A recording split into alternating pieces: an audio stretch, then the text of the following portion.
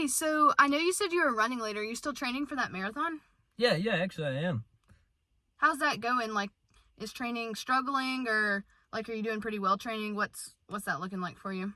Well, I've had some easy days and some tough days, but overall, I'd say honestly, it's actually getting a little tougher on me. It's real draining, and I'm really losing my motivation. Interesting. Have you ever heard of phosphate loading? I actually had a trainer recommend that to me one time. Oh, I haven't. So basically, phosphate loading is like a buffer for lactic acid, and it helps boost your VO2 max as well. It's just, I mean, obviously as an endurance athlete, those are things that you're going to need. And they actually researched it with some rowers back in the 1980s. That's when it first was like discovered and everything. Do you think you'd want to research that a little bit more? I mean, honestly, from what you're telling me, yeah. I mean, it does sound like it would actually improve and benefit me. Yeah, so I will give you a heads up when you research it. A lot of times it's referred to as like sodium phosphate when you're looking at like the supplements and everything. Yeah. There's also calcium phosphate as well as potassium phosphate too. It also can be referred to as pie loading, which is inorganic phosphates. That's just another term for it, or like abbreviation that people use. But yeah. Any of those that you search up, you should probably be able to find what you're looking for. Just like a little heads up. Okay. Thank you. Yeah, so I mean, like I said, it, buffers the lactic acid, which is a big deal with muscle fatigue. Yes. It also increases your biphosphoglyceric amounts in your bloodstream. Oh. So I know that's a big word, but actually it really just basically helps release more oxygen from your red blood cells. That way you're getting more oxygen flow to your body. And overall, this just helps improve your endurance, like we had talked about, because, I mean, a marathon's a big deal. Yeah. As well as buffering that lactic acid, like I've said several times, because that'll keep your muscles from being super fatigued over and over again.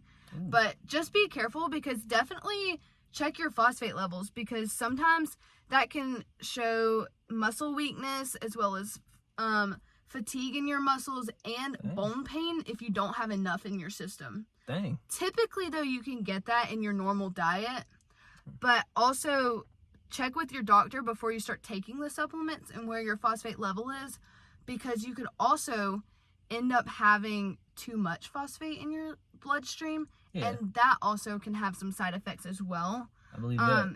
It can lead to like calcium imbalances, which also could affect your bones. Not necessarily bone pain, but calcium and bones, they're best friends. Yes. Just like you and I, Yeah. But also if you have too much, we could end up with GI issues or even kidney strain. Don't want that. Yeah, no, that would be bad. But do you think you'll add some more to your diet, or what's that looking like for you? For me personally, I do feel like some of my energy levels have been down here recently, and they definitely could be it definitely could be a cause of that. So based off of what you're just saying there, for me personally, I'll probably end up really upping my levels that I intake. Yeah.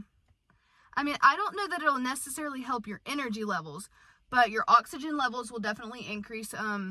In the rowing research that I previously talked about when they first discovered the effects of phosphate loading. Yeah. Rowing actually, not rowing, but going and adding phosphate to your diet actually increases VO2 max. So that'll help your blood, oxygen circulation while you're running. Yeah.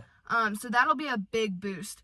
But I was going to recommend you also can add more meats, as well as dairy. I know you like your milk. I do like that. Whole grains. And even some nuts and seeds can also help boost your phosphate in your bloodstream. As I said before, typically people seem to be able to have good results with just what's in their diet, but you can also add those supplements we discussed before as well. Yeah. And I know you've probably heard of creatine and beta-alanine that other people take. And while they do have similar effects, though, out of the ones that I've researched, phosphate loading has been the most effective for me.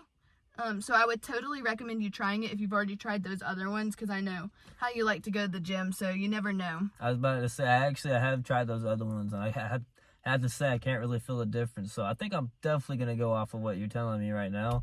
Just with all the added benefits of it, I mean, shoot, I'll definitely give it a try. Yeah, well, I hope it works out for you. Definitely keep me updated, and we can always talk about this some more later on. Hey, that worked with me. Thank you for your advice. Yeah, of course.